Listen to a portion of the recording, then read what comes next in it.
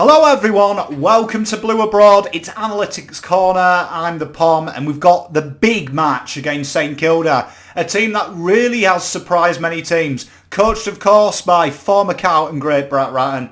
Should be a really intriguing contest. Both sides in the last couple of weeks have really exhibited a kind of a turnaround from where many people saw, particularly St Kilda, who have usurped some strong competition and made reigning premiers Richmond look distinctly average. It's going to be a really tough ask, and I've identified two battles that we're going to have to win if we want to get the chocolates at Marvel Stadium. Now, the first one is probably the most unheralded player of this St Kilda resurgence, if you want to call it, and that is Mr. Jack Steele. I thought he was phenomenal versus Richmond. His intensity, his willingness to put his head over the ball. He is an absolute bull in the contest. And if you look at the way St Kilda play, which is a real branded style of move the ball quickly, lots of handball chains, go through the corridor and really have a freedom to attack, this is where it starts. We know Steele does have history with Cripper, and it's usually a fantastic matchup between two real oxes of the game. And if we take a look at his numbers this season, they're mightily impressive for someone who's not really heralded at St Kilda. 19.5 touches, 9.3 kicks versus 9.3 handballs with a 70.5 disposal efficiency. That is really solid for someone who is genuinely getting the ball out. And because they've acquired that outside pace in your Joneses, your Hills, it's really, really important to grab the ball and get it out to them. It's one of his strengths. He stops good players playing, but he also brings other players in around him. Not too crash hot on the metres gained, but look at this here. Contested possessions, nearly 50% of them are contested. Decent ground ball get, 6.3. Average clearances, tackle 6, and a staggering 23.3 pressure acts. He's a real bull of the game, and he's going to be someone that will go to Cripper and look to get his hands in there first. There is some measurables with Jack Steele that you don't see. It's the intimidation factor. It's him getting the hands on any ball, so no ball is clean. He really does make every midfielder he's on work for it. Plus, if he's winning the battle, he also manages to win the battle to get the ball outside to that tremendous dash from Hill, Jones, who's not playing, and other players in that side. He's a very, very dangerous man, and he is someone that probably goes without notice at St Kilda. I was checking the reports against Richmond. He absolutely did a number on the Richmond midfielders, and all the talk was about Butler, Gresham and co. This guy is a superstar in every sense of the word. Very accomplished at what he does. You know, you've got your Matt de Boers. For me, this guy has got something Matt de Boer doesn't have, and that is the ability to be creative. He makes things happen. An absolute phenomenal footballer, someone we've got to be wary of. Up next is Dan Butler. What could have been for the Carlton Football Club. This guy is on fire. And if you look at the top small forwards of the competition, you've got your Walters, you've got your Camerons, you've got your Toby Greens, players that really do impact the game. We know that that is the king at the moment of these defensive pressure forwards, your Jamie Cripps. This guy is right up there, and I'll tell you why.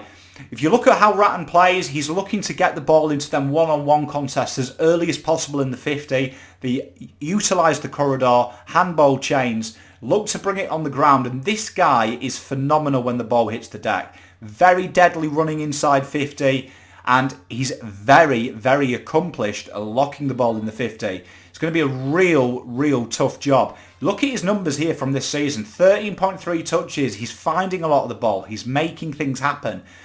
Kick first mentality, which is very similar to how Ratton likes to enter the 50. It seems to be handballs up until about the 60 metre, and then it's kick in. Look for that one-on-one contest. Get it in the deck.